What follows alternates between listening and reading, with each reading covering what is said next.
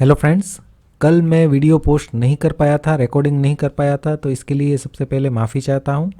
और आज जो है हम निफ्टी की वजह आज बैंक निफ्टी से हमारे एनालिसिस की शुरुआत करेंगे, क्योंकि बैंक निफ्टी में थोड़ी क्लैरिटी कंपेयर टू निफ्टी ज़्यादा दिख रही है। राइट, यहाँ से जो काउंटिंग है वहाँ पे क्लैरिटी निफ्टी से हमें ज़्यादा दिख रही है।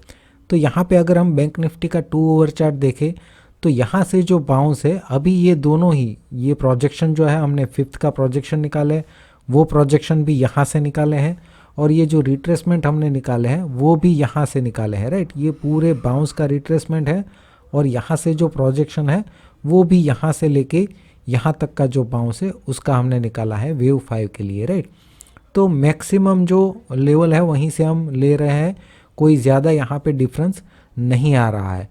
अभी यहाँ से जो प्रोजेक्शन है वो ऑलमोस्ट दोनों ही अचीव हो चुके हैं, और अगर हम रिट्रेसमेंट निकालें तो 23 और 38% ये अभी भी हम एक सपोर्ट की तरह इसको देख सकते हैं। अगर 41,065 के नीचे ट्रेड करता है, जो कि पूरे बाउंस का रिट्रेसमेंट है 38%, तो हम मान लेंगे कि यहाँ पे इम्पल्स जो है, यहाँ से जो 5 शुरू हुआ है वो यहाँ पे कंप्लीट हो चुका है, और बैंक निफ्टी जो है इसके नीचे जा सकता है। अगर इसको ब्रेक करता है तो ये ऐसा हम सिनारियो कंसिडर करेंगे, लेकिन अभी उसके लिए देर है। अभी के लिए यहाँ से जो बाउंस है वहीं पर हमारा फोकस होना चाहिए, जो हम बार बार देखते आ रहे हैं। यहाँ से जो बाउंस है वहाँ पे हम देखेंगे कि क्या ये इम्पल्स पूरा हो चुका है या अभी भी ये बाउंस कर सकता है। तो उसको अगर हम स्मॉलर टाइम फ्रेम में देखें तो ये बैंक निफ्टी का 30 मिनट चार्ट है। इसको ध्यान से समझना, हमने पिछले वीडियो में भी डिस्कस किया था कि यहाँ पे ये 1, 2 कंप्लीट हो चुके हैं। अगर ये 3 और 4 है, अगर ये 3 और 4 है तो यहाँ से भी मिनिमम प्रोजेक्शन 61% तो अचीव हो ही चुका है। राइट, तो अगर यहाँ पे ये 5th कंप्लीट हो चुका है तो ये जो रिट्रेसमेंट हमने निकाला है यहाँ से, राइट, ये इसके नीचे बैंक निफ्टी ट्रेड करना चाहिए अगर यहाँ पे इम्पल्स पूरा हो चुका है तो। लेकिन यहाँ पे क्या हुआ, ये जो रिट्रेसमेंट रेंज थी उस रेंज में डिक्लाइन आया, और वहाँ से हमें एक अच्छा बाउंस देखने को मिला है। तो हमने जैसा डिस्कस किया था पिछले वीडियो में कि 3 और 4 अगर यहाँ पे नहीं तो हो सकता है कि 3 और इस रेंज में 4 पूरा हो। तो अभी इस लो के बाद अगर यहाँ पे 4 कंप्लीट हो चुका है तो यहाँ से अगर हम 5th का प्रोजेक्शन निकालें तो 38 और 61% की रेंज आ रही है 43,702 से लेके 44,297। इस रेंज में जो है ये वेव 5 का बाउंस हमें देखने को मिल सकता है। ये तो हो गया 30 मिनट चार्ट का व्यू। अभी और भी ज़्यादा क्लैरिटी और इमीडिएट मूव की बात करें तो ये पूरा जो पैटर्न है टॉप में जो बना है, ये पैटर्न, उसको स्मॉलर टाइम फ्रेम में देख के इमीडिएट मूव का अगर हम सिनारियो समझने की कोशिश करें तो यहाँ से जो डिक्लाइन है, ये अगर यहाँ पे ये 3 और 4 कंप्लीट कर चुका है तो यहाँ से वेव 5 का ये बाउंस होना चाहिए 1। राइट, और वेव 2 के लिए अगर हम इसका रिट्रेसमेंट निकालते हैं तो 23 टू 61% की रेंज में ये ऑलमोस्ट 50% तक डिक्लाइन दे चुका है। ये सपोर्ट रेंज है बैंक निफ्टी के लिए। 61% के नीचे अगर ट्रेड करता है, 42,946 के नीचे अगर ट्रेड करता है तो ये नेक्स्ट सपोर्ट रेंज है। राइट, तो मतलब यहाँ पे 3 और 4 कंप्लीट नहीं हुआ है, ये 4 का सिर्फ ए है, ये बी है, और सी जो है इस रेंज में पूरा होगा। अगर इस 38% के नीचे ट्रेड करता है तो ही बैंक निफ्टी को हम नेगेटिव मानेंगे, यहाँ पे इम्पल्स कंप्लीट मान लेंगे अगर इसको ब्रेक करता है तो ही। अदरवाइज या तो इसी रेंज में से बाउंस कर सकता है, या फिर अगर इसके नीचे चला जाता है तो यहाँ पे सपोर्ट ले सकता है और वहाँ से फिर 5th के लिए ये बाउंस कर सकता है। अगर यहाँ पे आता है तो ये प्रोजेक्शन जो है मिनिमम प्रोजेक्शन वो चेंज हो जाएगा, क्योंकि ये अभी हमने यहाँ से निकाला है।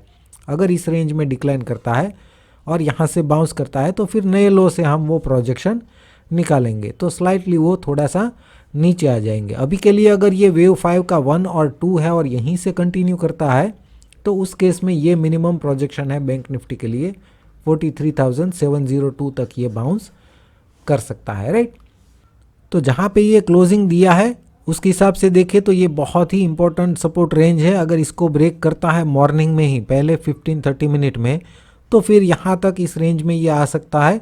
लेकिन अगर पहले 15-30 मिनट में अगर इस लेवल को ये ब्रेक नहीं करता है तो फिर पॉसिबिलिटी है कि यहाँ से बाउंस करके ये मिनिमम प्रोजेक्शन है यहाँ तक ये आ सकता है, और इवेंचुअली ये 1, 2, फिर 3, 4 और 5th, इस तरीके से ये एक इम्पल्सिव मूव हमें देखने को मिल सकता है।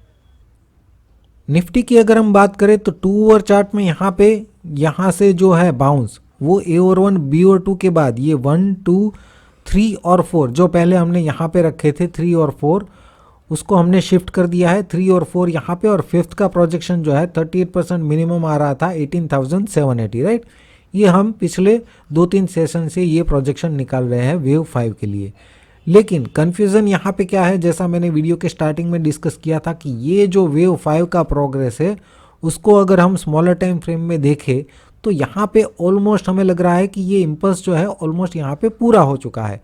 तो फिर इस रेंज में बाउंस किस तरीके से ये कर सकता है, क्या हमारी यहाँ पे कोई पैटर्न पहचानने में गलती तो नहीं, या फिर ऐसा भी हो सकता है कि ये यहाँ पे ही 3 हो जो हम यहाँ पे और यहाँ पे मान रहे हैं, जो हमने पहले यहाँ पे 4 कंसिडर किया है तो 3 यहीं पे है, लेकिन 4 जो है वो यहाँ पे 4 का ए, फिर ये ए बी और सी, तो यहाँ पे 4 का बी और 4 का सी जो है वो अभी भी पेंडिंग है और यहाँ पे पूरा हो सकता है। ये भी एक सिनारियो हम कंसिडर करेंगे। अगर यहाँ से शार्प डिक्लाइन आता है तो ये ध्यान में हमारे आ सकता है। अगर इसको अचीव किए बिना ही शार्प डिक्लाइन आता है तो वो इरेगुलर करेक्शन वाला सिनारियो भी हम कंसिडरेशन में ले सकते हैं। लेकिन अभी के लिए तो हमें यहाँ से जो बाउंस है उस पर ही फोकस करना है। ये सिर्फ आपके ध्यान में रहे, इस तरीके की पैटर्न भी बन सकती है, इसीलिए मैंने यहाँ पे शेयर किया है। अभी के लिए ये बाउंस है। उस प्रोग्रेस को अगर हम स्मॉलर टाइम फ्रेम में देखें तो यहाँ पे क्या लग रहा है कि ये 1 और ये 2 कंप्लीट हो चुका है। अब 3 और 4 यहाँ पे अगर कंप्लीट हो चुका है तो ये फिफ्थ का प्रोजेक्शन 61% को भी ब्रेक कर रहा है और मैक्सिमम प्रोजेक्शन आ रहा है 18,765, जिसके ऊपर हमारा ये मिनिमम प्रोजेक्शन आ रहा है ये ओवरऑल वेव 5 का, राइट। तो ये मैक्सिमम वेव 5 का प्रोजेक्शन है और उसके भी ऊपर ये मिनिमम प्रोजेक्शन आ रहा है। तो यहाँ पे ये थोड़ा कन्फ्यूज़न है। तो हो सकता है कि यहाँ पे 1 2 और 3 4 यहाँ पे नहीं, बल्कि हो सकता है कि यहाँ पे 3 और 4 या तो कंप्लीट हो चुका है या इस रेंज में पूरा होगा और उसके बाद जो है फिफ्थ का बाउंस हमें देखने को मिल सकता है। लेकिन ये पैटर्न वाइज देखें तो हमें ये 1 2 3 4 और फिफ्थ लग रहा है, राइट। तो इसलिए यहाँ पे निफ्टी में थोड़ा कन्फ्यूज़न है। बैंक निफ्टी में हम बाउंस एक्सपेक्ट कर रहे हैं वेव 5 के लिए, जैसा हमने डिस्कस किया, लेकिन यहाँ पे निफ्टी में ऑलरेडी हमें एक इम्पल्स कंप्लीट लग रहा है। फिर भी अगर हम यहाँ से जो बाउंस है उसका रिट्रेसमेंट निकाले तो 23 और 38% ये अभी के लिए एक सपोर्ट रेंज है निफ्टी के लिए। इसके नीचे ट्रेड करता है 18,470 के नीचे, तो हम मान सकते हैं कि ये इम्पल्स जो है यहाँ पे पूरा हो चुका है। जब तक इसके ऊपर है तब तक ऐसा हम नहीं बोल सकते कि ये कंप्लीट हो चुका है। अभी भी हो सकता है कि इस रेंज में से बाउंस की पॉसिबिलिटी बन सकती है। वो डिपेंड करता है कि यहाँ से ये डिक्लाइन इस रेंज में अगर करता है तो उसकी पैटर्न करेक्टिव होनी चाहिए तो बाउंस करेगा। अगर पैटर्न करेक्टिव नहीं है और इम्पल्सिव टाइप की है तो फिर ये थोड़ा कंसोलिडेट करके ये डिक्लाइन कंटिन्यू भी कर सकता है, राइट। तो निफ्टी में अभी उतना हमें क्लैरिटी नहीं है काउंटिंग में। जो भी सिनारियो मुझे दोनों में लग रहा है मैंने समझाने की कोशिश की है। वीडियो देखने के लिए आपका बहुत बहुत शुक्रिया, धन्यवाद।